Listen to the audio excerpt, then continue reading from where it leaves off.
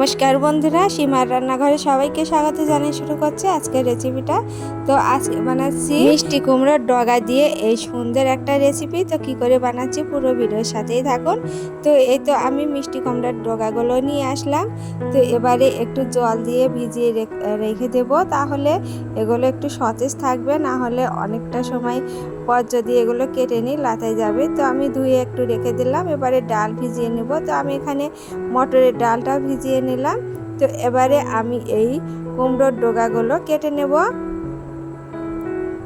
তো এই কুমড়োর কচি যে পাতাগুলো সেগুলো নিব, আর পাতাগুলো একটু ভালো করে ঝেড়ে বেছে আমি নিচ্ছি। আর এই ডগাগুলো পুরো এভাবে বিনিয়ে আমি ডগাগুলো নিয়ে নিচ্ছি। আর যে কোনো নিরামিষ দিনে এরকম মিষ্টি কুমড়ার ডগা কি লাউ ডগা দিয়ে এই রেসিপিটা খেতে খুব ভালো লাগে। তো আমি ডালগুলো বেটে নিয়েছি আর প্যানও বসিয়ে দিয়েছি। এবারে ডালগুলো দিয়ে আমি চাপড়ি ভেজে নেব। লবণ হলুদ দিয়ে আমি মাখিয়ে নিলাম। আর ডাল বাটার সময় আমি কাঁচামরিচটা বেটে নিয়েছি। তো সবগুলো একবারে আমি মাখিয়ে নিচ্ছি।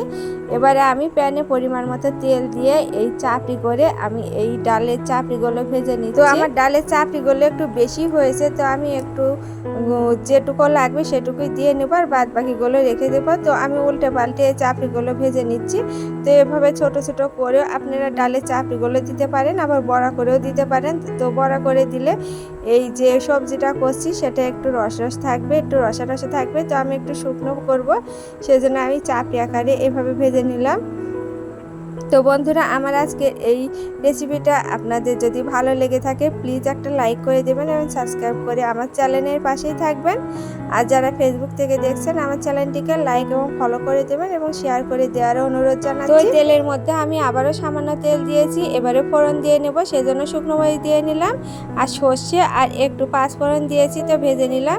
এবারে এই কুমড়োর ডগাগুলো দিয়ে নেব। তো আমি কুমড়োর ডগাগুলো কেটে নেওয়ার পর ভালো করে ধুয়ে নিয়েছি অন্তত 3-4 বার। তো এখন তো প্রচণ্ড ধুলো আর অনেকটাই ধুলো পড়ে থাকে এই ডগার মধ্যে। তো একটু বেশি সময় নিয়ে আমি ধুয়ে নিলাম পরিষ্কার করে। তো এবারে লবণ আর হলুদ আমি পরিমাণ মতো দিয়ে সামান্য জল দিয়ে নিলাম। এবারে ঢাকা দিয়েও নিচ্ছি। তো ঢাকা দিয়ে আমি বেশ কিছুক্ষণ সেদ্ধ করে নেব এই ডগাগুলো। তো বেশ কিছুক্ষণ আমি সেদ্ধ করে নিয়েছি। তো তার আগে একবার আমি চেক করে নিলাম যে ডগাগুলো গলেছে কিনা। তো এই কুমড়োর ডগাগুলো খুব ভালোভাবে গলে গিয়েছে। তো আমি এখানে এই ভেজে রাখা চাপড়িগুলো দিয়ে দেব, দিয়ে আমি আরও কিছুক্ষণ রান্না করে নেব।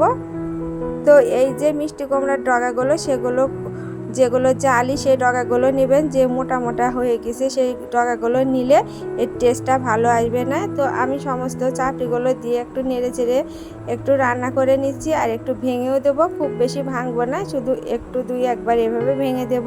তো সামান্য একটু ভেঙে দিলে এই চাপড়িগুলো খেতে ভালো লাগবে ভাতের সাথে মাখিয়ে খেতে। তো এভাবে আমি একটু নেড়ে চেড়ে রান্না করে নিই। আর জলটা শুকিয়ে যাওয়া পর্যন্ত এভাবে একটু নেড়ে চেড়ে নিচ্ছি। তো এবারে আমি দিয়ে দিলাম এই সর্ষে আর মরিচ বাটা। তো আমি সর্ষে আর মরিচ বাটনা করে নিয়েছি। তো সর্ষে মরিচটা আমি দিয়ে দিলাম। তো সর্ষে আর মরিচ দিয়ে এইভাবে রান্না করলে এর টেস্টটা তো খুবই সুন্দর আসে। অনেকে সর্ষে মরিচটা দেয় না, তো একবার হলে দিয়ে রান্না করে দেখবেন, খুবই ভালো লাগবে। আর এবারে আমি দিয়ে নিয়েছিলাম সামান্য চিনি আর জিরের গুঁড়ো। তো সেটা হয়তো ভিডিওটা অফ ছিল, তো যাই হোক আমি বলে দিলাম। তো এবারে আমি এভাবে নেড়ে চেড়ে সর্ষে মরিচটা ভালো করে মিশিয়ে নেব এবং জলের সাথে আমি কিছুক্ষণ এভাবে রান্না করে নেব। তো এই তো কিছুক্ষণ আমি রান্না করে নিয়েছি, আর এর মধ্যে যে জলটা ছিল এক্সট্রা সেটাও শুকিয়ে গিয়েছে। তো একটু আমি এভাবে নেড়ে চেড়ে নিয়েছি, এবারে নামিয়ে নেব। তো আরও বেশি একটা শুকাবো না, তাহলে খুব একটা শুকনো হয়ে যাবে আর ভাতের সাথে মাখিয়ে খেতেও ভালো লাগবে না। তো এবারে আমি নামিয়ে নিচ্ছি। আর দেখে বুঝতে পারছেন আজকের এই মিষ্টি কুমড়ার ডগাগুলো কতটা সুন্দর হয়েছে। তো একবার হলেও বাড়িতে তৈরি করে খাবেন আর কমেন্টে জানাবেন আজকের এই মিষ্টি কুমড়ার ডগাটা কেমন হয়েছে রান্না। তো বন্ধুরা, এরকম নিত্য নতুন রেসিপি পেতে অবশ্যই আমার চ্যানেলের সাথেই থাকবেন, আমাকে সাপোর্ট করবেন। সে বন্ধু সবাই ভালো থাকবেন, সুস্থ থাকবেন। নমস্কার।